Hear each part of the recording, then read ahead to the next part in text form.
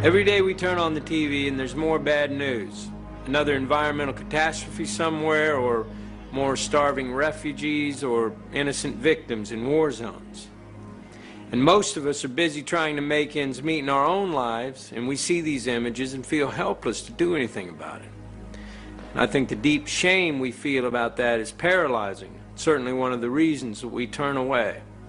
The object of this documentary is to look at the flaws in our systems that allow these things to happen, and the mechanisms that actually work against us, and to show you a very simple but powerful way that we can actually change the world we live in.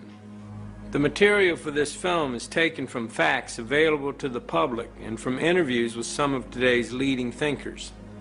However, we do live in a world full of conspiracy theories, and all I ask is that you keep an open mind, but question everything.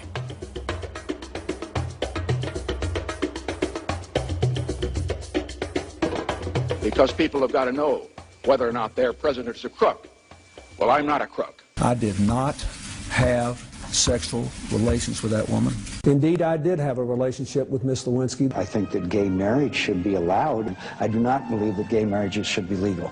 I am honored to be here with Barack Obama. So shame on you, Barack Obama. Iran, Cuba, Venezuela, these countries are tiny compared to the Soviet Union. They don't pose a serious threat to us. Iran is a grave threat. We can end illegal immigration. We're never, ever going to be able to totally control immigration. You have said in the past that it was, quote, pretty well confirmed. No, I never said that. Okay. I never think said that is... No, it's absolutely not. What I said was, it's been pretty well confirmed. There are known knowns. There are things we know that we know. There are known unknowns. That is to say, there are things that we now know we don't know. But there are also unknown unknowns. There are things we do not know we don't know. One of the most important beliefs that people have about politicians is that politicians do whatever polls tell them to do. We hear a lot of complaint about the lack of strong leadership, that politicians find out what the public wants and then they pander to it, or at least they say they'll pander to it. Now, what this idea of the poll-driven politician creates is the impression that the political system may have all kinds of problems, but on the whole, it's responsive and accountable to the public. So, how do we explain this contradiction between the myth that politicians reflect the public and the reality that on most economic issues, they actually ignore public opinion? Media influence on public opinion has been studied for many years now. We know, for example, that the media often play what's called an agenda-setting role. Public concern about issues tends to follow media coverage of those issues, rather than any changes in the real world. The media create the impression that the American public has a real choice. You can choose Bush or you can choose Gore. The implication being that they're both very different. But on substantive budgetary or economic issues, the differences between them are really on the margins. Both leading Democrats and Republicans support a privatized healthcare system, they support corporate-backed global trade agreements, they support maintaining a Cold War defense budget, and they generally favor the interests of big business. But the media give the impression that Democrats and Republicans represent a broad range of opinion by focusing on civil liberty, non-monetary issues like gay rights or abortion, where Democrats and Republicans really do differ. And this masks the degree of elite consensus. There's a couple of completely logical reasons why our politicians are so similar. The end game for politicians is to get elected. The people who vote are, for the most part, quite moderate in their views. Both parties try to occupy that middle, moderate ground. They are simply responding to that majority in order to get elected. The second reason our politicians are so similar is much more sinister. They answer increasingly to the same master.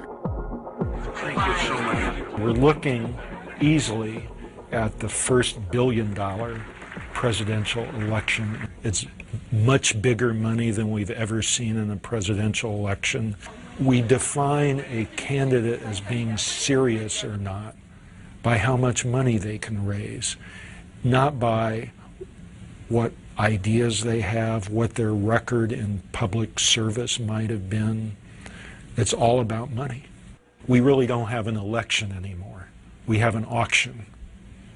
And What's for sale? I mean, these are interesting questions to ask.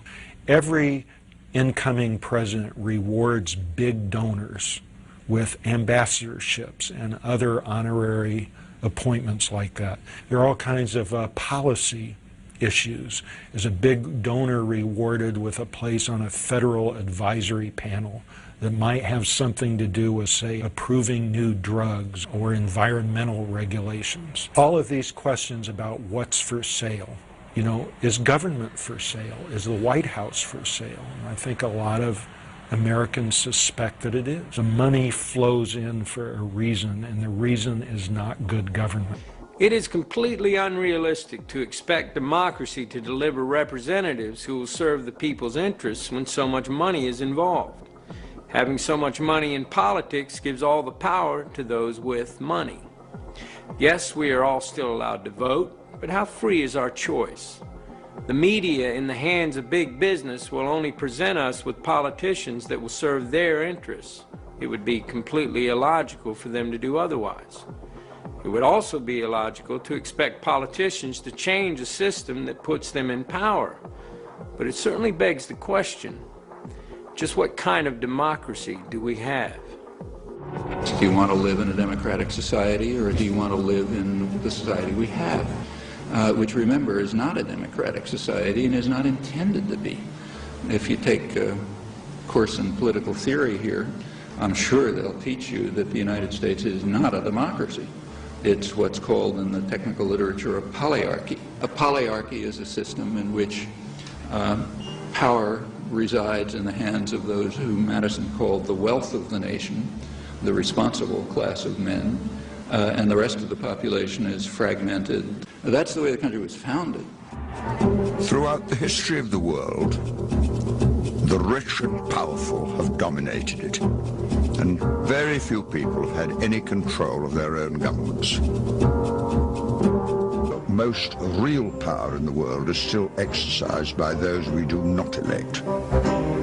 We are still far from governing ourselves. The basis of democracy is the belief that we were all born equal and that that equality must be accepted by those in power. But in the attempts to win those rights, many people have been imprisoned and tortured by those who have power and were determined to retain it. No one in power really wants democracy, because democracy would challenge their power structures and their authority. So anyone who comes out with a democratic idea is dismissed as unrepresentative or a troublemaker or an extremist or something. And in this way, the full flow of a public debate about alternatives is being extinguished.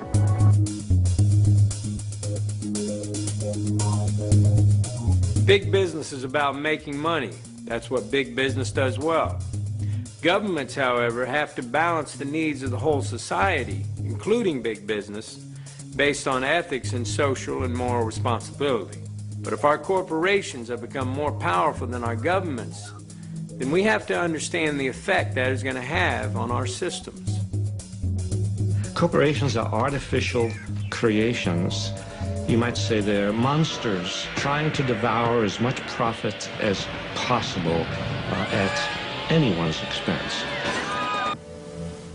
The 14th Amendment was passed at the end of the Civil War to give equal rights to black people.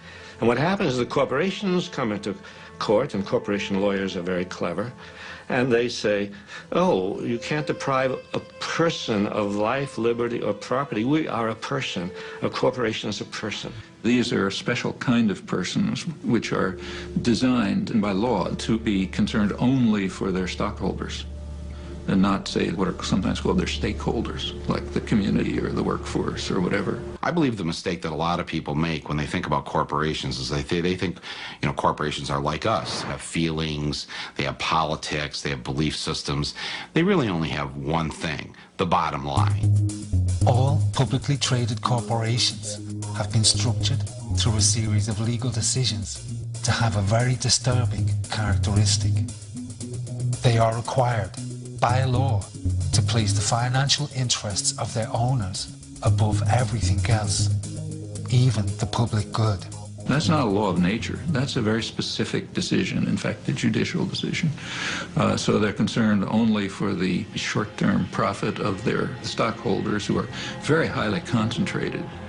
So the pressure's on the corporation to deliver results now and to externalize any cost that this unwary or uncaring public will allow it to externalize. Towards the end of 1989, a great box of documents arrived at my office without any indication where they came from. And I opened them and found in it a complete set of Monsanto files, particularly a set of files dealing with toxicological testing of cows who'd been given RBGH. BST, trade name Posilac, is being used in more than a quarter of the dairy herds in the United States, according to Monsanto. The milk has been drunk by a large portion of the American population since the Food and Drug Administration declared it safe for both cows and humans 4 years ago. And at that time, Monsanto was saying, there's no evidence whatsoever of any adverse effects, we don't use antibiotics, and this clearly showed that they had lied through their teeth. The files described areas of chronic inflammation in the heart, lung, kidney, spleen, also reproductive effects, also a whole series of other problems. There's a cost to the cows. The cows get sicker when they're injected with RBGH. They're injected with antibiotics. We know that people are consuming antibiotics through their food, and we know that that's contributing to antibiotic-resistant bacteria and diseases. And we know we're at a crisis when somebody can go into a hospital and get a staph infection and it can't be cured and they die. That's a crisis. Again and again, we have the problem that whether you obey the law or not is a matter whether it's cost effective. If the chance of getting caught and the penalty are less than it costs to comply, people think of it as being just a business decision. Every living system of Earth is in decline. Every life support system of Earth is in decline. And these together constitute the biosphere. The biosphere that supports and nurtures all of life, and not just our life, but perhaps 30 million other species. The typical company of the 20th century. Extractive, wasteful, abusive, linear in all of its processes. Taking from the earth, making, wasting. We're leaving a terrible legacy. Corporations have gone global. Regardless of whether the corporation can be trusted or cannot be trusted, governments today do not have over the corporations the power that they had and the leverage that they had 50 or 60 years ago. And that's a major change. So governments have become powerless compared to where they were before. Capitalism today commands the towering heights and has displaced politics and politicians as the new high priests. Corporations, by law, must increase their bottom line. In order to expand, they have to sell more products. Sell more products, they must consume more resources. Even going back 50 years, we could see the effect that this was having on our environment. Today, the effects of pollution and industrialization have multiplied tenfold, and the damage is terrifying. And yet these same corporations still want to drill for oil in the Arctic.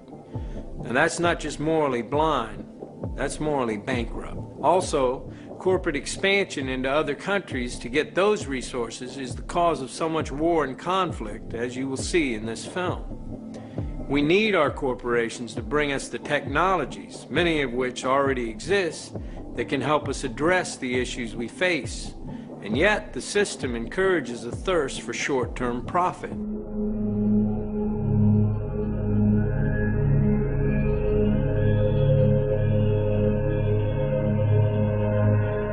I know many of us have heard stories about powerful groups of businessmen who pull the strings of governments from behind closed doors. And so many rumors have sprung up around organizations like the Bilderbergs and the Council on Foreign Relations that it's really difficult to know what to believe. However, it is an interesting fact.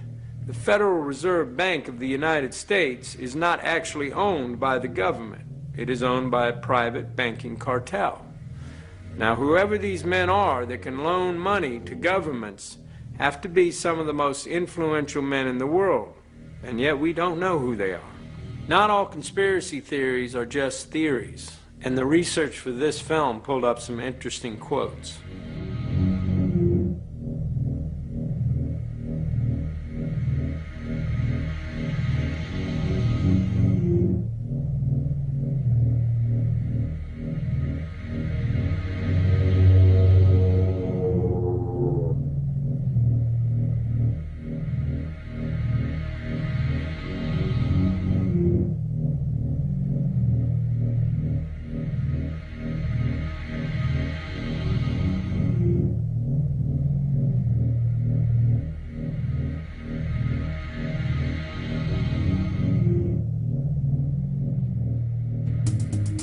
Gold is valuable because it is relatively rare. Like gold, the value of money is determined by how much money is in circulation. One would think the power to regulate the money supply that controls our economy and affects our lives in every way would be in the hands of the government of the people. But surprisingly, it is not. The power to control the money supply is in the hands of the Federal Reserve Bank. It is important to note the Federal Reserve is not a government organisation. It is a private banking cartel. The Federal Reserve System is a banking cartel. It's no different than a banana cartel or an oil cartel or the sugar cartel. It just happens to be a banking cartel. Congress, in essence, has ceded total control of the value of our money to a secretive central bank. It's a group of very large and powerful private banking interests. Congress knows nothing of the conversations, the plans, and the action taken in concert with other central banks. The government has given it a monopoly, a virtual monopoly, to create the nation's money supply. But all these actions directed by the Federal Reserve alter the purchasing power of our money. This has significant consequences on our economy and our political stability. Wages never keep up with profits on Wall Street and the banks, thus sowing the seeds of class and discontent. It is bewildering to think that we allow an unelected and unregulated group of private bankers to wield such incredible influence over our society. The truth is that most of us will live from paycheck to paycheck in a continued state of struggle, unable to question a system of finance that keeps us on a constant treadmill. And while most of us struggle to stay ahead, billions of dollars in profits flow into the hands of private bankers at our expense. For this is how the system works. Whenever the government needs money, it requests it from the Federal Reserve. But the Fed doesn't just give the money to the government, it loans the money at interest. Every dollar the government loans from the Federal Reserve Bank has to be paid back with interest. This keeps the government, and as such the people, in a continual state of debt. All of our income taxes are paid back to the Federal Reserve to pay off the debt the government incurs when it borrows money from the Federal Reserve Bank. This is all a matter of public record and easily verifiable should you care to look.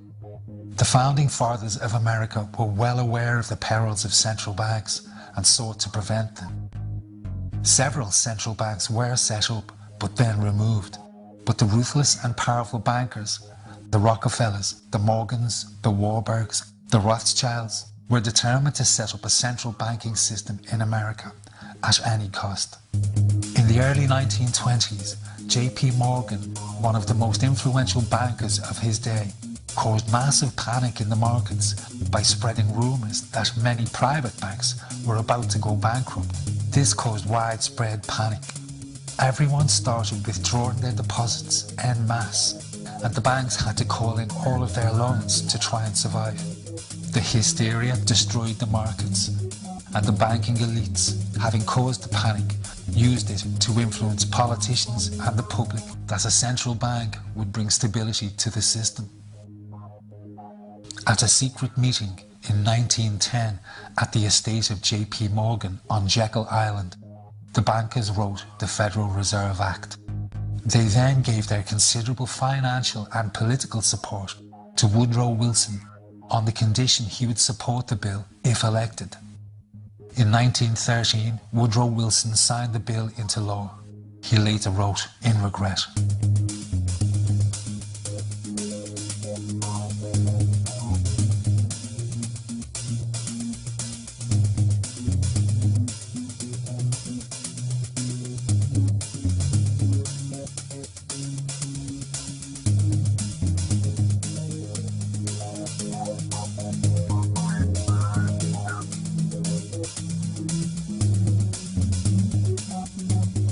bankers made immediate moves to increase and consolidate their power. From 1921 to 1929, the banks drastically increased the money supply, making millions of loans.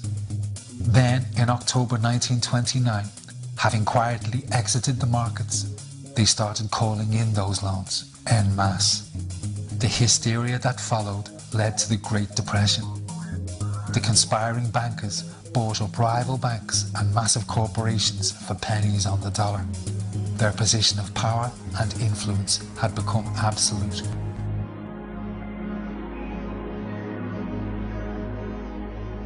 We get almost all of our information from the media. If we base our opinions on bad or biased information, then everything we believe is suspect.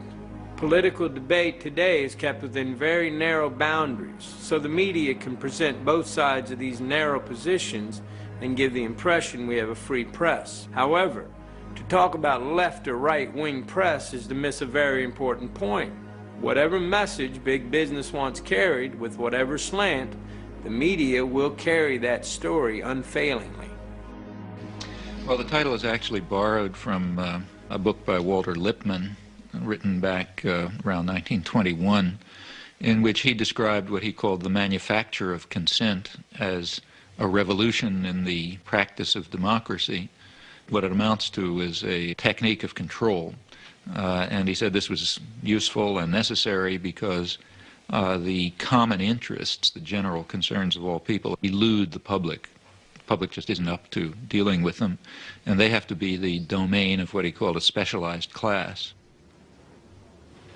Notice that that's the opposite of the standard view about democracy. There's a version of this expressed by the highly respected moralist and theologian Reinhold Niebuhr, who was very influential on contemporary policymakers. His view was that rationality belongs to the cool observer, but because of the stupidity of the average man, he follows not reason but faith. And this naive faith requires necessary illusion. The point is that in a military state or a feudal state or what we would nowadays call a totalitarian state, it doesn't much matter what people think because you've got a bludgeon over their head and you can control what they do. But when the state loses the bludgeon, when you can't control people by force, and when the voice of the people can be heard, you have this problem. It may make people so curious and so arrogant that they don't have the humility to submit to a civil rule, and therefore you have to control what people think. 100 years ago, Sigmund Freud, famous for giving us the science of psychological analysis, suggested that the ideal of individual freedom, central to the idea of democracy, was impossible. He said our hidden desires were too dangerous. Human beings could never be allowed to fully express themselves, that we must always be controlled and would thus always be discontent. Sigmund Freud's American nephew was Edward Bernays. Bernays is almost completely unknown today, but his influence on our society is possibly much greater than Freud. Bernays took the new science developed by his famous uncle and used it to manipulate the masses. Bernays is the man who invented the profession and the term public relations. He worked for most of the major corporations and advised politicians on how to win favor with the public. Like Freud, Bernays was convinced that humans were driven by irrational forces, but by stimulating our inner desires and then sating them with consumer products, he created a new way to manage the irrational behavior of the masses. What Eddie got from Freud was indeed this idea that there is a lot more going on in human decision-making, not only among individuals, but even more importantly among groups, than this idea that information drives behavior. And so Eddie began to formulate this idea that you had to look at things that would play to people's irrational emotions. And you see, that moved Eddie immediately into a different category from other people in his field and most government officials and managers of the day who thought if you just hit people with all this factual information, they would look at that and say, oh, of course. There's a psychology of dress. Have you ever thought about it? How it can express your character? You all have interesting characters, but some of them are all hidden. I wonder why you all want to dress always the same, with the same hats and the same coats. I'm sure all of you are interesting and have wonderful things about you, but looking at you in the street, you all look so much the same. And that's why I'm talking to you about the psychology of dress. Try and express yourselves better in your dress. He had a home in the corner suite of the Sherry Netherland Hotel. And here's this wonderful suite with all these windows looking out on Central Park and across at the plaza and on the square. And he would use this place to hold a soiree. The mayor would come. All the media leaders would come, the political leaders, the business leaders, the people in the arts. I mean, it was a who's who. People wanted to know Eddie Bernays because, you know, he himself became a sort of a famous man, a sort of a magician who could make these things happen. Eddie Bernays saw the way to sell product was not to sell it to your intellect, that you ought to buy an automobile, but that you will feel better about it if you have this automobile. I think he originated that idea, that they weren't just purchasing something, but they were engaging themselves emotionally or personally in the product or service. That it's not, you think you need a new piece of clothing, but you'll feel better with the piece of clothing. That was his contribution in a very real sense. We see it all over the place today, but I think he originated the idea of the emotional connect to a product or service.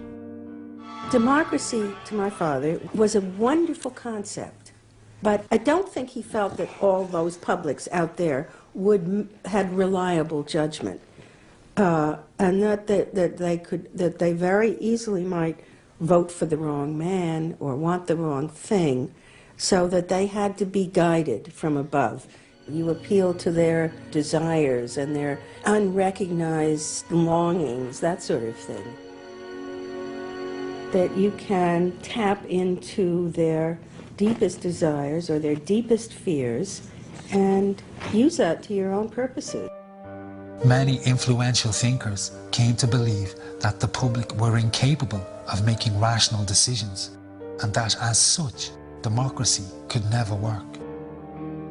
Walter Lippmann, one of the most influential political writers at that time, argued that if people were in reality motivated by irrational forces, then what was needed was control by the elites to manage what he called the bewildered herd.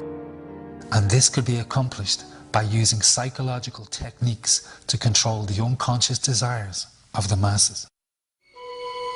So here you have Walter Lippmann, probably the most influential political thinker in the United States, who is essentially saying that the basic mechanism of the mass mind is unreason, is irrationality, is animality. He believes that the mob in the street, which is how he sees ordinary people, are people who are driven not by their minds but by their spinal cords.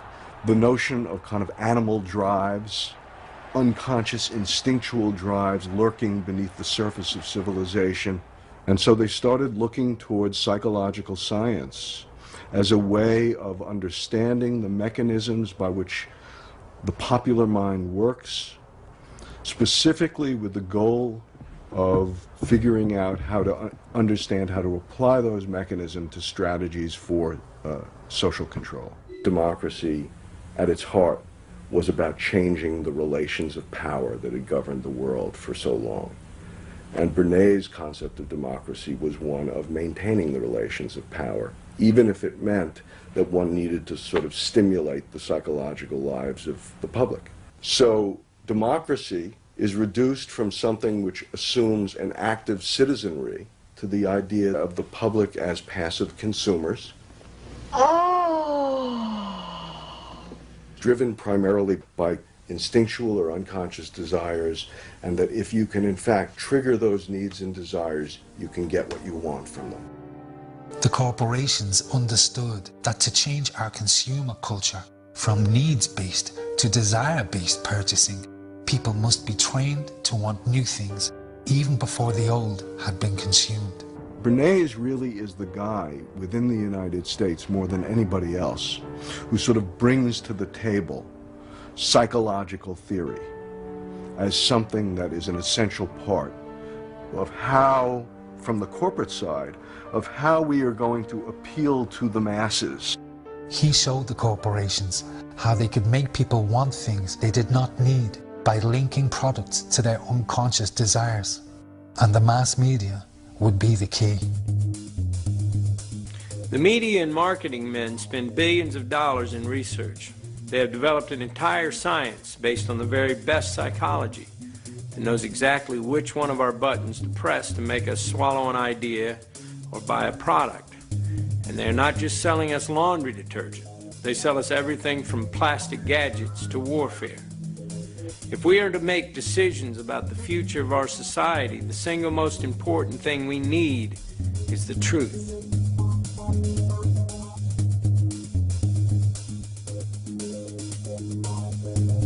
So I would like us to imagine a nightmare scenario.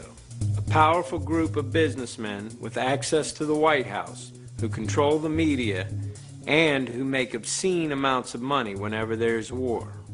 In the councils of government, we must guard against the acquisition of unwarranted influence, whether sought or unsought, by the military-industrial complex.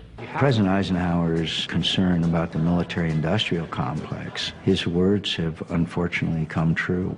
He was worried that priorities are set by what benefits corporations as opposed to what benefits the country. Lockheed Martin and McDonnell Douglas and Boeing throughout America. There are factories, there are corporations that are involved on a daily basis. We have a snapshot in time after September 11th where at least 71 companies that we were able to identify are starting to get contracts to go in Afghanistan and Iraq.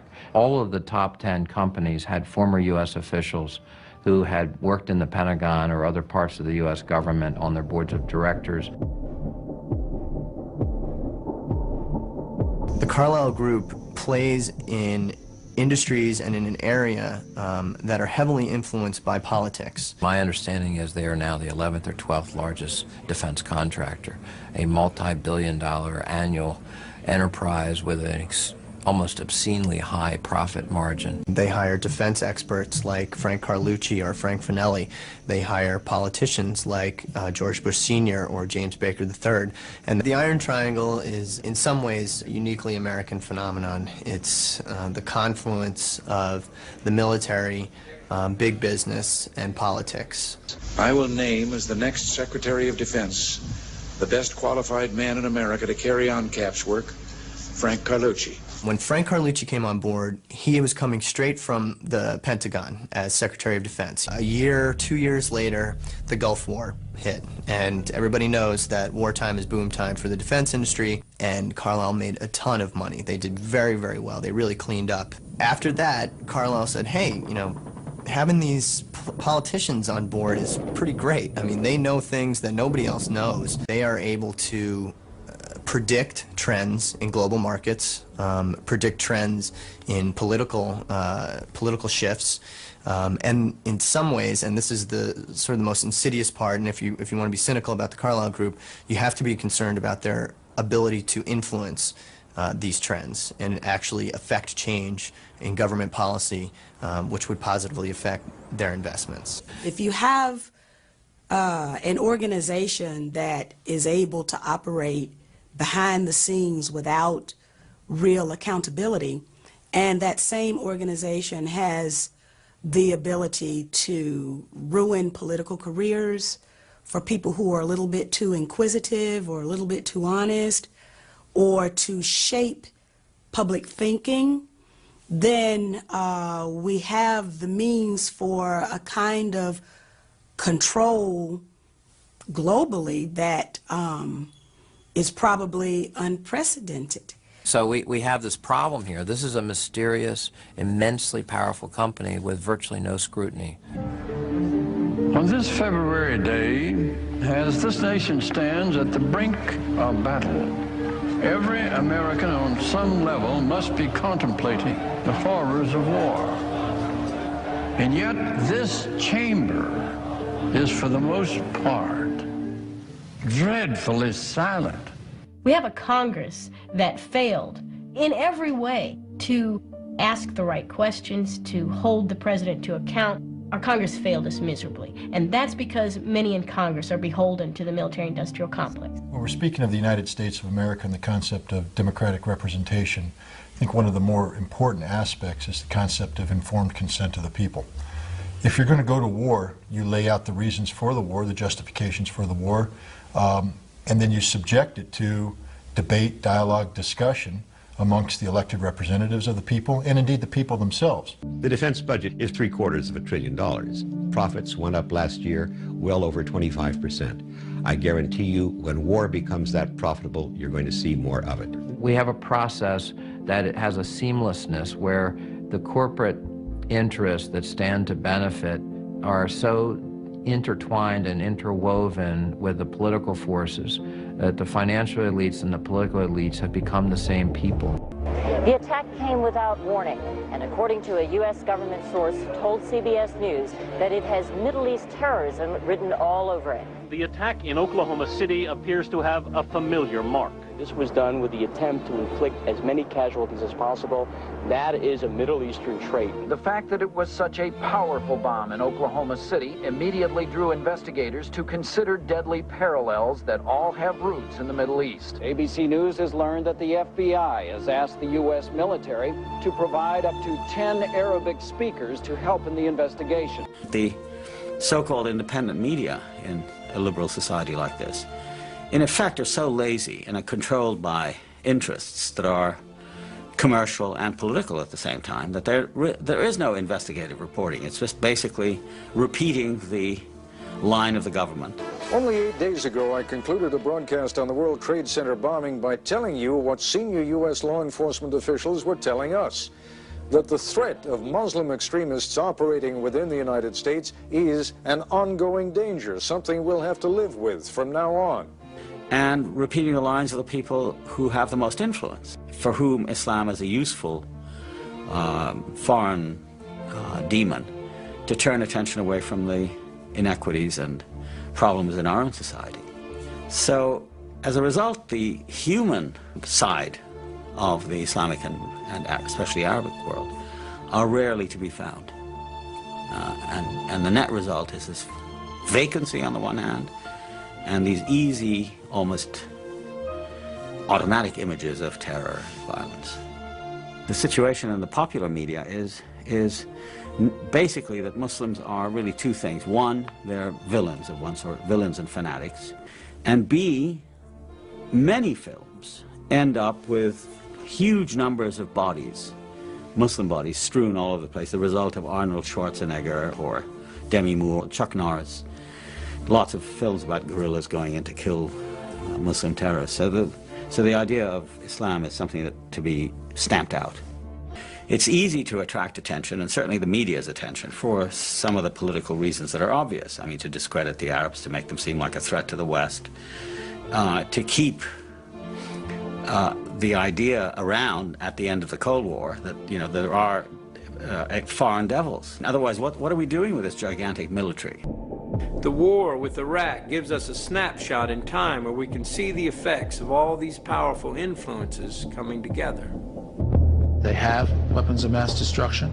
That is what this war was about. Saddam Hussein possesses biological and chemical weapons. The fact that there are weapons there. You've heard the president say repeatedly that he has chemical and biological weapons. With the drumbeat for an attack on Iraq increasing, the Bush administration may finally have the ammunition they've been looking for. September 11th. September 11th. September 11th. September 11th. September 11th. Dangerous world. A grave new threat. There is no doubt that he is amassing them to use against our friends, against our allies. A Hollywood set designer was brought in to create a $200,000 backdrop for official war briefings. In USA Today and in the major network coverage and so forth, you have this very elaborate computer-generated graphic sort of coverage of the different U.S. Air Force and Army planes and gunships and helicopters and very snazzy weapons of all descriptions. Well, it's quite amazing. I've fallen almost in love with the F-18 Super Hornet because it's quite a versatile plane. It's not enough for us to be told to accept this war. We're really encouraged to gain some kind of vicarious pleasure from it.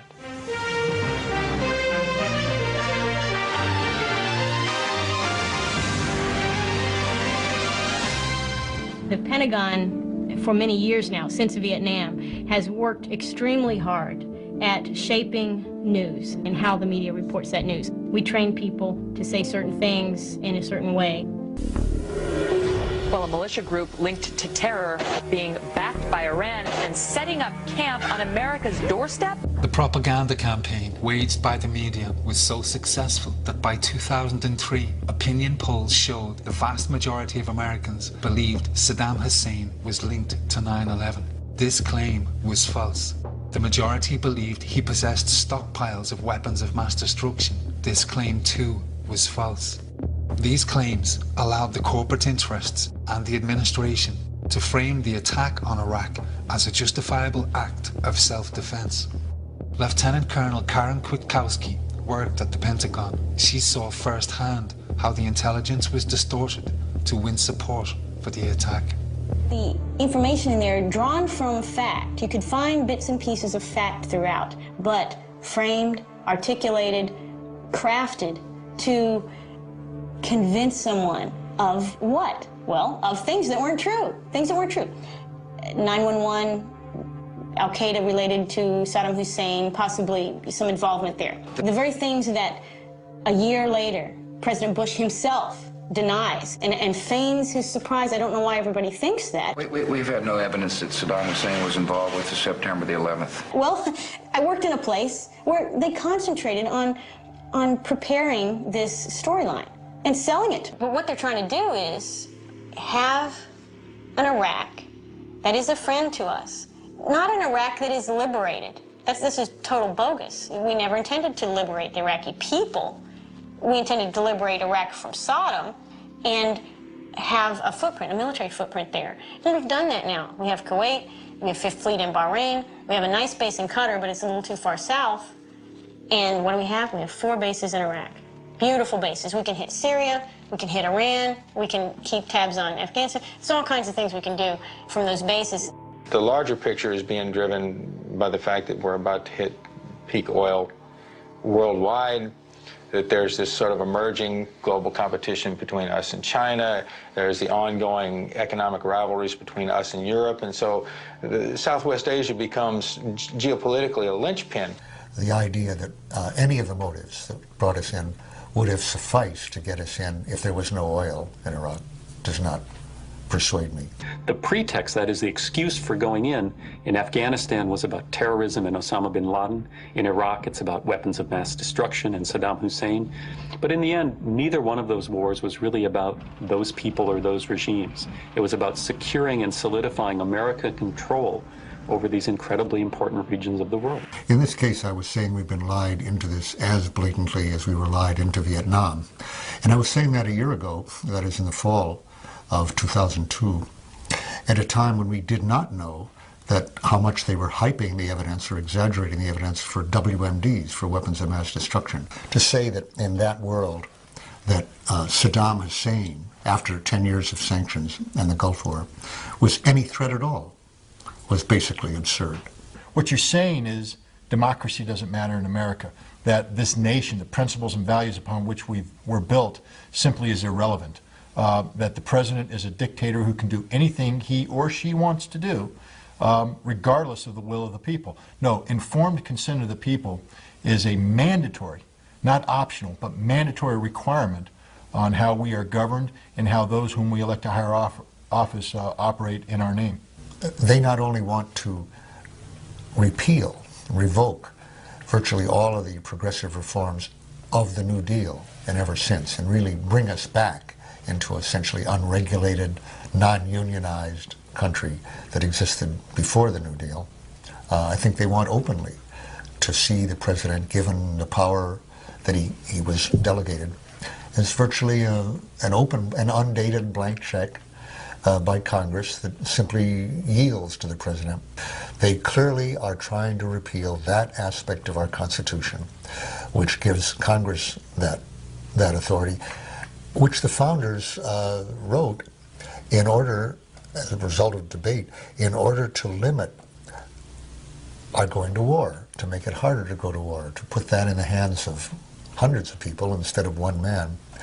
They saw the alternative as the attribute of monarchy they most wanted to avoid. I don't think they take seriously any merits or advantages to a country of a Bill of Rights, unless it's the right to bear arms. But free speech, free assembly, I don't think they respect that at all. Freedom does not simply mean rallying oneself behind the flag here. This is a great flag. But freedom means allowing the kind of dissent and vigorous debate and tolerance of onerous points of view that people regard as obnoxious and hateful, because we understand that once you say, I don't want to hear that point of view, you can't say that, you begin to stifle all kinds of points of view. You begin to create a mindset. Freedom is a very delicate thing. It's a very delicate thing between limiting people's intellectual growth or not. And that's why we have to be vigorous and extremely proud. If this flag means the Constitution of the United States, we as Americans should be very, very proud of that. And we should do everything that we can to fight those people who, for political reasons, are trying to limit basic freedoms in America. It's this kind of ideology that has grown up in the wake of the Cold War, propounded quite openly by what we are calling neoconservatives in America, that identifies the United States as a colossus athwart the world, a new Rome, beyond good and evil. We no longer need friends. We don't need international law. Like the old Roman phrase, it doesn't matter whether they love us or not, so long as they fear us. I've been a born New Yorker all my life. I've lived here all my life. So for me, it was a powerful personal event. What I remember, what I think it taught, of course, my first reaction was fear, anger, rage, vengeance. I think all of us, if we're human, had that reaction. The question for all of us is what we remember and what we do with the memories. What is the lesson? What does it tell? What does it teach? For the president, it teaches the lesson of the axis of evil. States like these and their terrorist allies constitute an axis of evil. It teaches the lesson that America has enemies, secret, dangerous enemies who have to be taken out. Our enemy is a radical network of terrorists and every government that supports them. It teaches the lesson that we can never be weak. We have to flex our muscles at every turn. We will fight with the full force and might of the United States military. That's one kind of lesson. It creates a politics of fear. The politics of fear that this administration has deployed in trying to respond to terrorism has itself in some ways been much more dangerous than terrorism itself. And this administration has been, I think, responsible for inciting the very terror that it was the terrorists' purpose to incite in America. Calling it Code Orange Plus. The Fed's decision to raise the terror alert to high. America on high alert from biggest cities to smallest towns. Red, yellow, orange. We're afraid. Be afraid. What level of fear? The government can program that without any justification. You know, we have an intelligence report. The terrorists are about to attack. Who? We don't know. Where? We don't know. What? We don't know. But you tell us, so now we're afraid.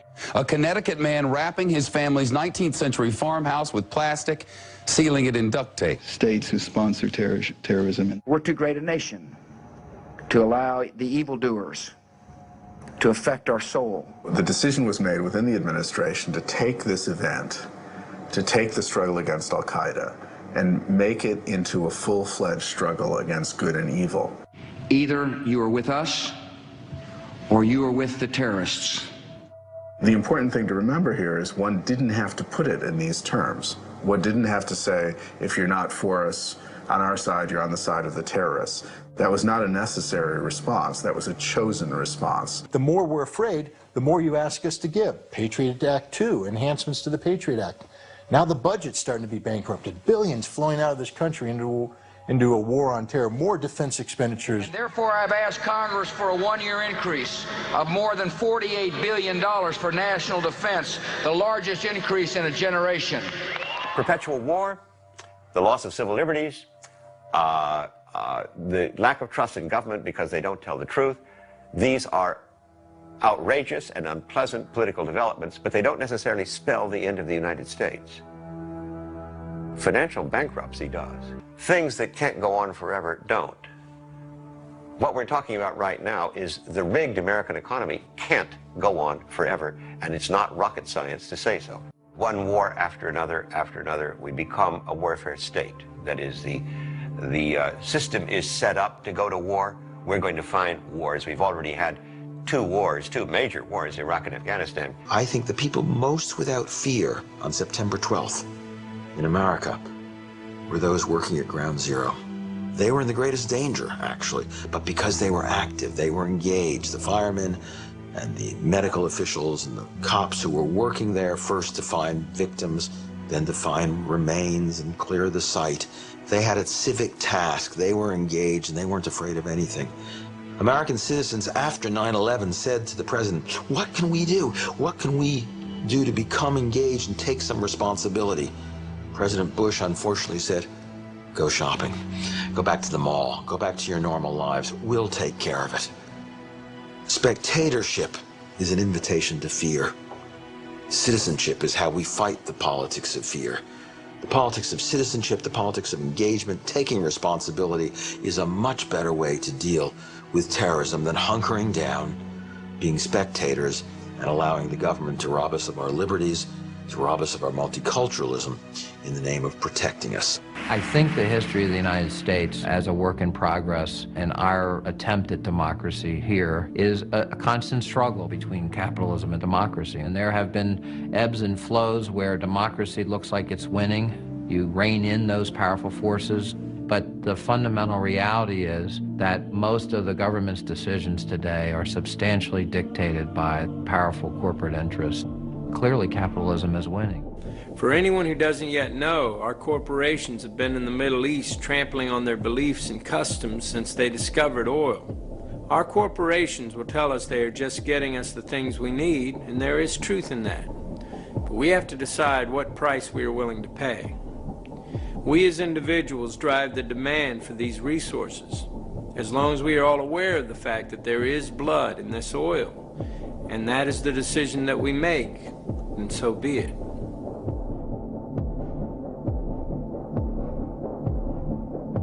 It's completely understandable that people bury their heads in the sand. And if we don't look too closely, life doesn't seem too bad in many areas of the world. But that is going to change, and there are some logical outcomes to the way this system works that will affect every one of us. I was invited to Washington, D.C. to attend this meeting that was being put together by the National Security Agency called the Critical Thinking Consortium. I remember standing there in this room and looking over on one side of the room, and we had CIA, NSA, DIA, FBI, Customs, Secret Service, and then on the other side of the room we had Coca-Cola, Mobil Oil, GTE, and Kodak. And I remember thinking, I am like in the epicenter of the intelligence industry right now. I mean, the line is not just blurring, it's just not there anymore. And to me, it spoke volumes as to how industry and government were consulting with each other and working with each other. An initial news report in the Army Times newspaper last month noted, in addition to emergency response, the force, quote, may be called upon to help with civil unrest and crowd control. Did this surprise you?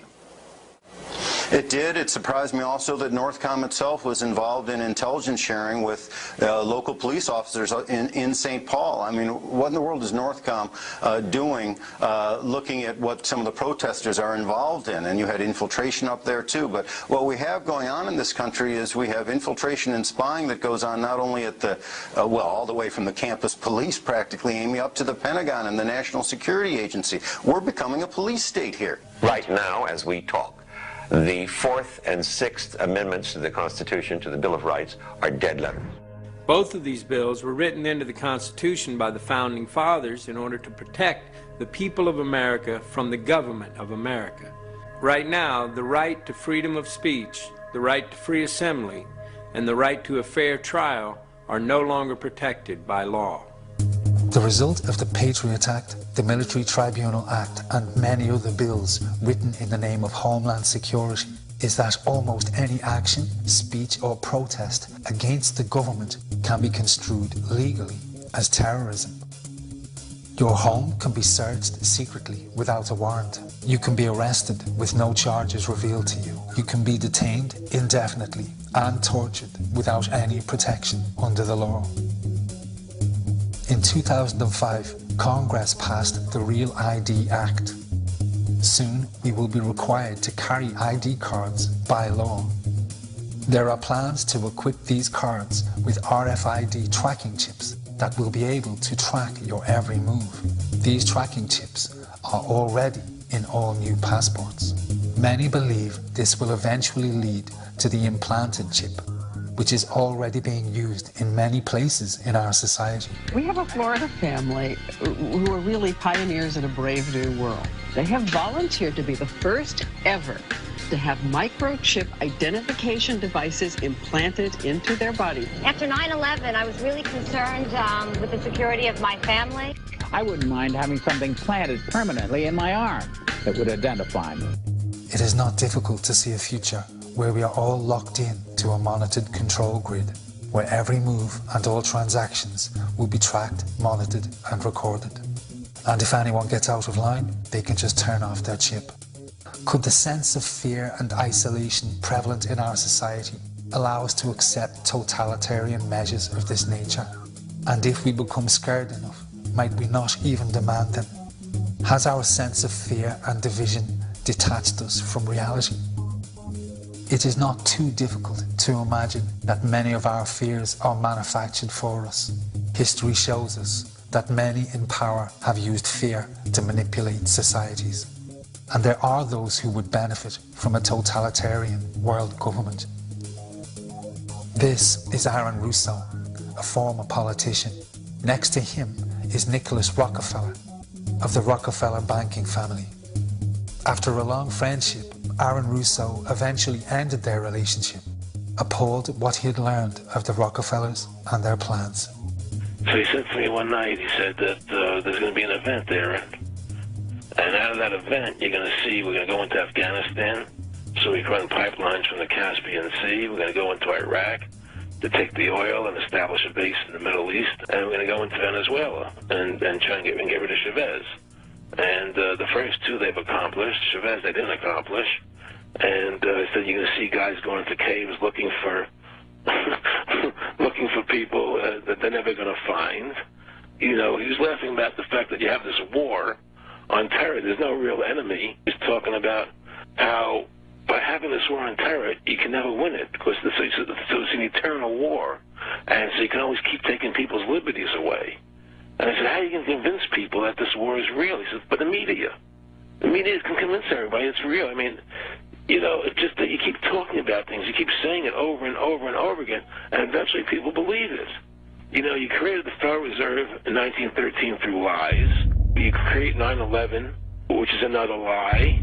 Through 9/11, then you're fighting a war on terror, and now all of a sudden you go into Iraq, which was another lie, and now they're going to do Iran. You know, and it's all one thing leading to another, leading to another, leading to another. Now, I would say to them, what are you doing this for? What's the point of this thing? You have all the money in the world you ever want. You have all the power. I said, you know, you're hurting people. It's not a good thing. And he would say, what do you care about the people for?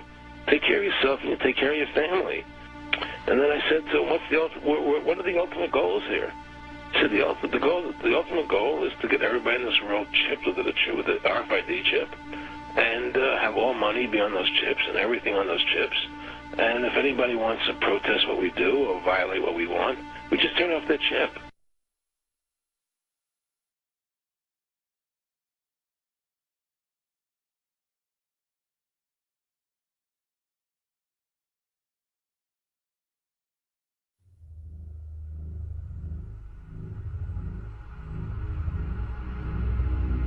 There are some very troubling possible futures for our society.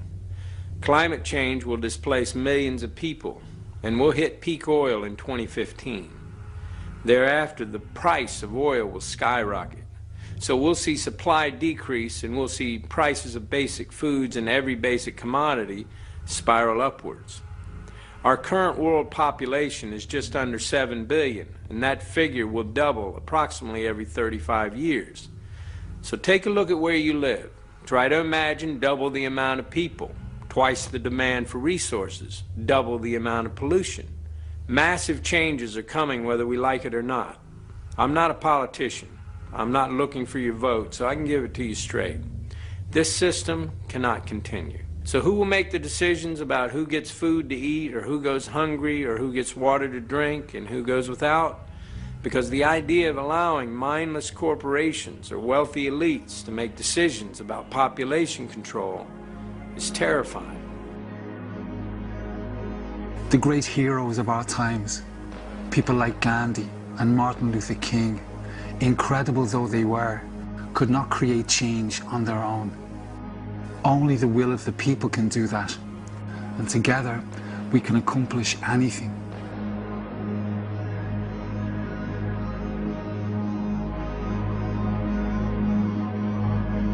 Interestingly, the way to win back democracy, end the wars, and save our environment has just one cure, and it's simple.